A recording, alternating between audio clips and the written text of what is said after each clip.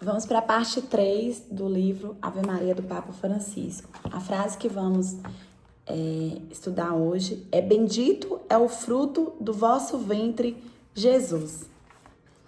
Sempre penso, que é o comentário do padre, sempre penso que o verbo bendizer está estreitamente ligado ao verbo maldizer. Uma maldição pode ser cancelada por uma bênção. O pecado de Eva levou consigo consequências dolorosas, lá em Gênesis 3,16. Enquanto Deus disse a Maria por meio do anjo: alegra-te, cheia de graça, e a prima Isabel, cheia do Espírito Santo, exulta: bendito é o fruto do teu ventre. É como se Maria fosse a resposta às chacotas de Satanás. Papa Francisco: o tema do demônio é crucial no seu magistério. Por que esse ser imundo odeia tanto Maria? Aí ele responde: porque Maria levou no seu ventre o Salvador, trouxe a regeneração ao mundo, trouxe Deus para a humanidade. Foi ela quem subiu os degraus para que Deus viesse até nós. Padre Rupnik criou uma imagem de Nossa Senhora com um menino. As mãos de Maria são as escadarias pelas quais desce Jesus, que com uma das mãos segura o rolo da lei, que é a Sagrada Escritura, e com a outra se agarra ao manto de Maria. Deus se segurou em uma mulher para vir até nós. É uma imagem muito significativa da complacência de Deus, que se fez totalmente próximo de nós, exatamente por meio de uma mulher, através do sim, disponível de uma do nosso meio. Por isso Satanás odeia tanto Nossa Senhora, porque ela foi o instrumento da complacência de Deus. Aí o padre: e sobretudo é ela que desmascara todas as mentiras que Satanás disse sobre Jesus. O versículo que encerra a primeira parte da Ave Maria introduz precisamente o Filho. E bendito é o fruto do vosso ventre, Jesus. Certa vez, li a redação de um menino do 3º ano do ensino fundamental falando de sua mãe. Ele escreveu: se você me deu a vida, significa que ao menos por um dia você foi Deus. Você é o máximo, mamãe. Eu, como filho, penso em um filho com uma bênção. Mas, andando pelas estradas do mundo, descobrimos que para muitas mulheres, um filho ou uma filha pode ser também uma maldição. Existem mulheres que, com aborto, com abandono, não aceitam um filho. Mas, na verdade, um filho pode ser uma maldição? Aí o Papa responde: um filho jamais pode ser uma maldição. Pode ser uma cruz para a mãe. Há pouco tempo, foi introduzida a uma causa de beatificação de uma jovem mulher de Roma, morta aos 23 anos. Foi descoberta uma enfermidade durante sua gravidez e ela rejeitou o tratamento para proteger o filho até o seu nascimento. Para ela, aquele filho era verdadeiramente uma bênção. Existe uma palavra que gosto muito: ternura. Outro dia, um senhor me disse, falando da humanidade, que perdemos a capacidade de amar, perdemos a memória dos afetos, a memória da ternura. Hoje, precisamos de uma revolução da ternura. Pensemos na imagem da Mãe de Deus, a imagem da ternura que cuida, seu rosto junto ao filho, ao rosto do seu filho. Temos necessidade da Mãe da ternura. Essa é uma bênção.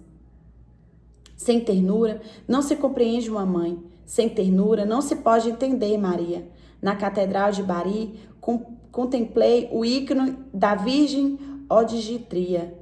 Era a primeira vez que eu via um menino quase totalmente nu, parcialmente coberto por Maria com seu manto. Maria cobre a nossa nudez.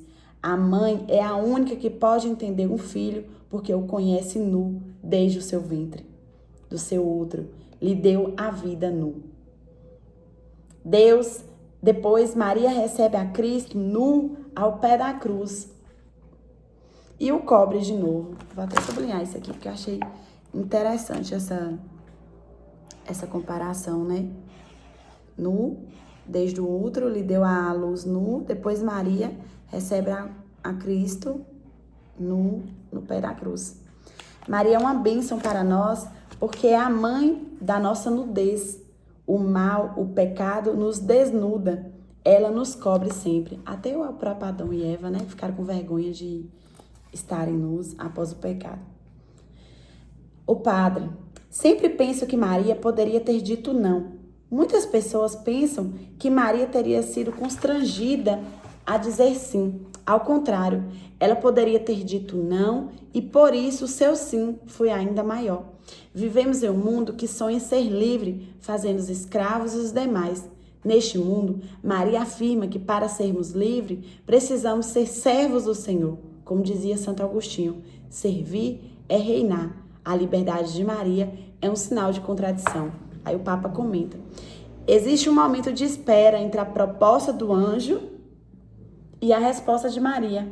Em um texto precioso, São Bernardo se dirige diretamente a Maria e lhe suplica: apressa-te, Maria, apressa-te, nós temos necessidade da salvação. Aí o padre comenta: e onde Maria encontrou forças para carregar o peso desse chamado? O Papa responde: Maria não era onipotente, era uma mulher normal, cheia de graça, mas normal. A força é a da graça, do Espírito Santo. Maria está cheia do Espírito Santo, que a acompanha durante toda a vida. O padre: cada vez que penso em minha história pessoal, eu fico sempre surpreso de que existia um Deus que decide depender da liberdade dos homens. Deus que decide depender da liberdade dos homens. Mas também é um Deus que às vezes dá medo. A história está cheia de chamados de Deus que não receberam resposta por parte dos homens. Por que Deus é tão temerário quando se trata de dialogar com a humanidade?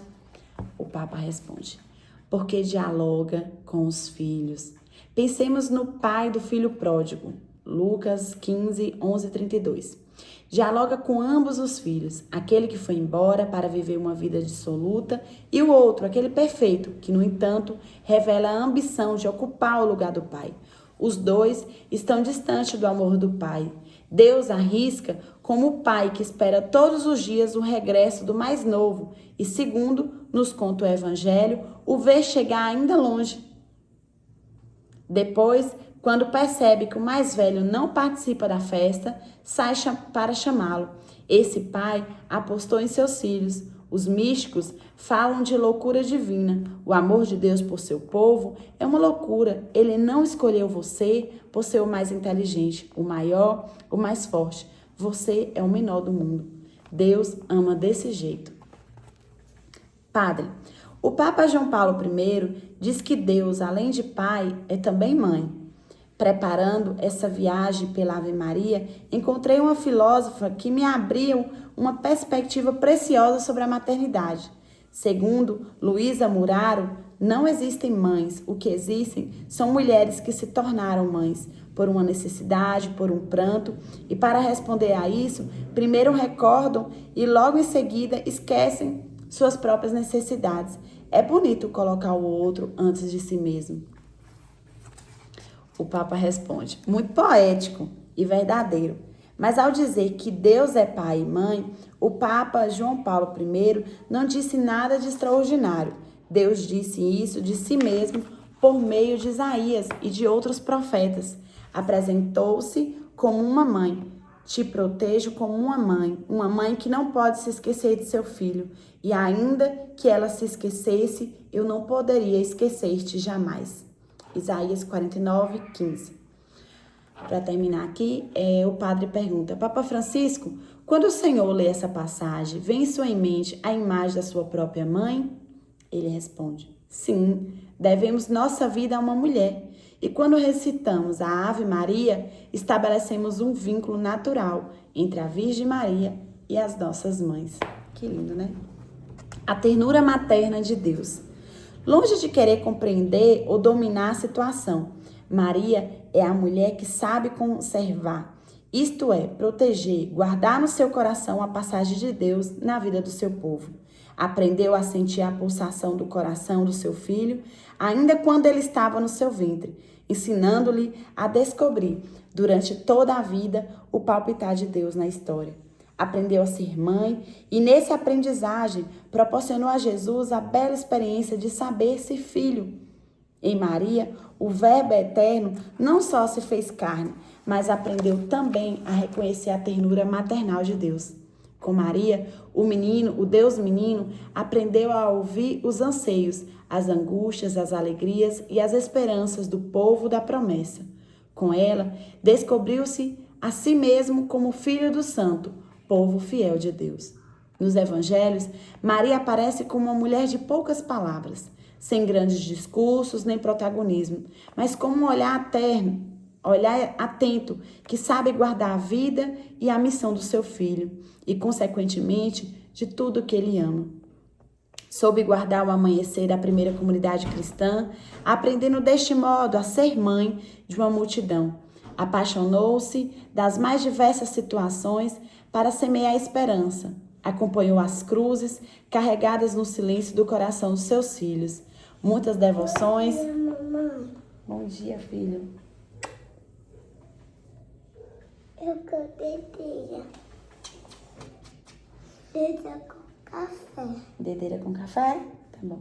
Deita ali na caminha que a mamãe leva pra você agora, tá bom? Eu quero celular. Tá bom. Soube guardar o amanhecer da primeira comunidade cristã, aprendendo deste modo a ser mãe de uma multidão. Aproximou-se das mais diversas situações para semear a esperança. Acompanhou as cruzes, carregadas no silêncio do coração dos seus filhos. Muitas devoções, muitos santuários e capelas nos lugares mais remotos, muitas imagens espalhadas pelas casas lembram-nos essa grande verdade. Maria, Deus deu-nos o calor materno que nos envolve no meio das dificuldades. O calor materno que não deixa nada nem ninguém apagar no seio da igreja a revolução da ternura inaugurada pelo seu filho. Onde há uma mãe, há ternura. E Maria, com a sua maternidade, mostra-nos que a humildade e a ternura não são virtudes dos fracos, mas dos fortes. Ensina-nos que não há necessidade de maltratar os outros para se sentir importante. E o santo povo fiel de Deus, desde sempre, a reconheceu e aclamou como a Santa Mãe de Deus. Celebrar, no início de um novo ano, a maternidade de Maria como Mãe de Deus e a nossa Mãe, significa avivar com certeza que nos há de acompanhar no decorrer dos dias. Somos um povo com uma mãe, não somos órfãos. As mães são um antídoto mais forte contra as nossas tendências individualistas e egoístas, contra os nossos isolamentos e apatias. Uma sociedade sem mães seria não apenas uma sociedade fria, mas também uma sociedade que perdeu o coração, que perdeu o sabor da família. Uma sociedade sem mães seria uma sociedade sem piedade, com lugar apenas para o cálculo e especulação. Com efeito, as mães, mesmo nos momentos piores, sabem testemunhar a ternura, a dedicação incondicional, a força da esperança. Aprendi muito com as mães que, tendo os filhos na prisão ou deitados numa cama de hospital ou subjugados pela escravidão da droga, faça frio ou calor, faça chuva ou sol, não desistem e continuam a lutar para lhes dar o melhor. Ou como as mães que nos campos de refugiados ou até no meio da guerra conseguem abraçar e sustentar, sem hesitação, o sofrimento de seus filhos. Mães que dão, literalmente, a vida para que nenhum dos filhos se perca. Onde houver mãe, há unidade, há sentido de pertença de filhos. Hoje o capítulo vai ser menor, porque eu vou preparar a dedeira do José e ele está acordado, eu vou finalizar ali. Beijo, beijo.